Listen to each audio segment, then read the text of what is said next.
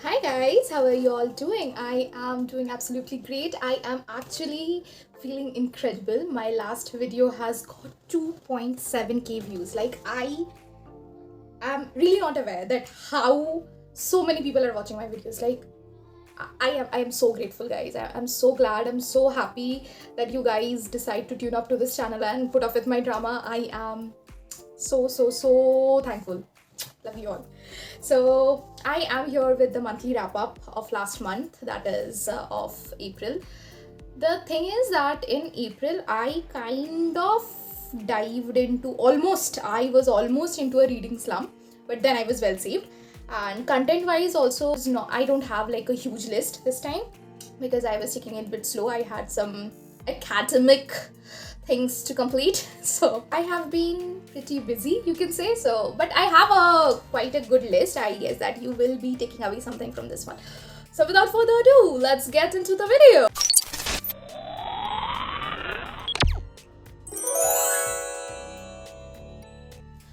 Let's talk with the first book that I read last month, and that was A Man Called Uva. Yes, it is Uva. It's not Ove, it's Uva, guys. What do I say? Everyone out there have been talking about it and saying that it made them sob. I don't know why. The book, which is said to be so sad, it didn't make me cry. It didn't even make me connect to it on that ground. Like, it is about an old man and the consequences that happens in his life, the changes that one have to go through in their life, and how they evolved around it, and what kind of personality they develop because of it. It's basically about a grumpy man and why he's grumpy, but I just cannot connect to it. Like, yeah, and the worst part is it almost, like, I know people will get me for this, come for me after this, but it almost put me into reading slump. Yeah, people have recommended it to get out of reading slump, but it almost put me into one. But thankfully, the next book that I picked up was it's Dan Brown's Angels and Demons. I don't understand why for all these years I haven't been reading Dan Brown. Like, this man writes mind-boggling stuff, okay? Like, if you guys haven't read Dan Brown, I don't have words. Like, go right now, buy his books and read it, okay? The plot basically is a thriller. There is a element of Antichrist cult in it, which wants to take down the city of Vatican, like Rome in general. And there is a conflict of science and religion. There is thrill, there is murder, there is rush, there is a lot of ancient literature, philosophers, and a lot of works they have written. I have learned a lot of Bernini from this book, a lot of Galileo from this book. I have literally known so much from fiction book, which I haven't learned earlier from a non-fiction. So Dan Brown, guys, please read this one. Yeah. So these were the only two books. Yeah, told you that I almost fell into a reading slump. So these were the only two books which I read last month. I watched a handful of movies and series. So let's start with that now. The first movie, the masterpiece, the one and only Forrest Gump. I don't think I need to talk much about it. It is a brilliant masterpiece of a cinema ever created. It's about the person Forrest Gump and his life's journey. I don't want to talk a lot about it. Please go and watch it. Like, don't think about the genres you like, about the stuff you are gonna love Forrest Gump. So please watch it. The next thing that I watched is a documentary. It's called Don't Fuck with Cats. Oh my god. It is such a nightmarish kind of a documentary. It is about a person who decides to post videos of him killing kittens. Yeah, you heard it right. And then he goes up to kill a human being.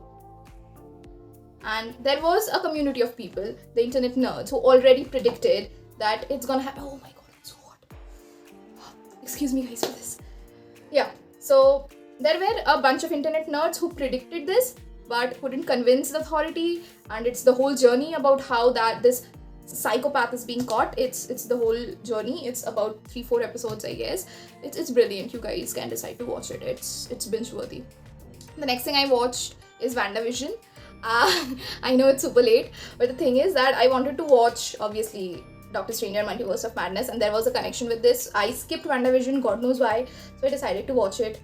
But the irony is, I watched WandaVision, I liked it, obviously, but then I haven't watched Doctor Strange and Multiverse of Madness yet, so that's that. The next thing that I watch is called The Tinder Swindler. It's again a documentary. It's about a con man who cheats on women by making them fall in love with him and then taking away their money. Very classic trope, but watch it.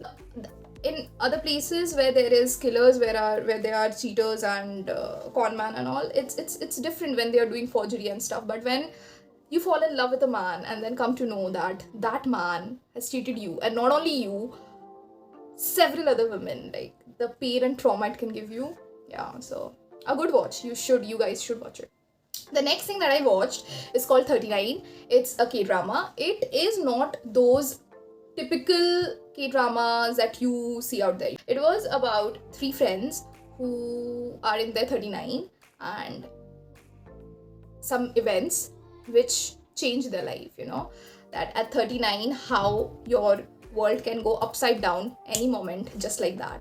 So it's about 3 best friends and their friendship. It's beautiful. It was very painful because I could relate to it. I could relate it with myself. Themes are really strong in here, but I could connect to it in a personal level, and that kind of made it way more sad and way more traumatic, I would say. So that was that. It's a good watch. It's a definitely good watch. So you guys can go up and tune into that. The next thing to get out of that sad phase which I watch is Disney and Pixel animation, that is Luca.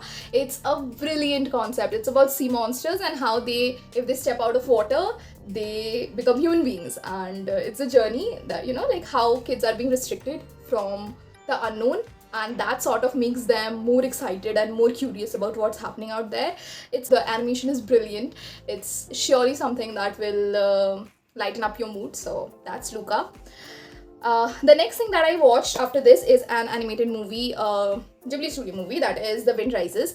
It is about a guy who is tremendously interested in airplanes, and it's his journey. It's about Japan and its economic turmoil, the dilemma to choose that which is the priority, that scientific development or the economic development and social well-being, like social welfare, which one to choose. It's about there is this dilemma happening. There is a lot of architectural and mechanical stuff related to planes and its flight. It's a beautiful journey. It's very soothing to watch, just like any other Ghibli movie.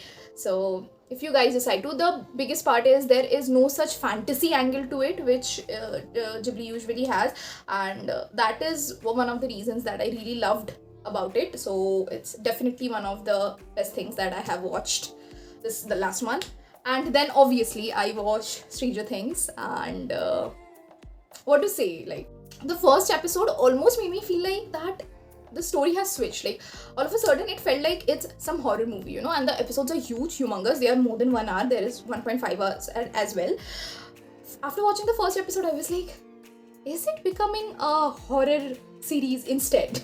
So the story gets evolved eventually. There are a lot of introduction of new characters, and I guess that it did its work. Okay, it's a very Stranger Things-ish kind of. A lot of mysteries which were kept earlier, like the Hawking slab and what goes inside and who are the kids. A bit of hint, a bit of clearing of the mist happens in this one, but obviously you have to watch the volume 2 to get everything. So eagerly waiting for that. So that's all, guys. That's all that I watched last month. I just wish that this month, that is the Pride month, is gonna be my month. I am gonna watch something great and read something great. So until then, next video, see you guys. Bye bye.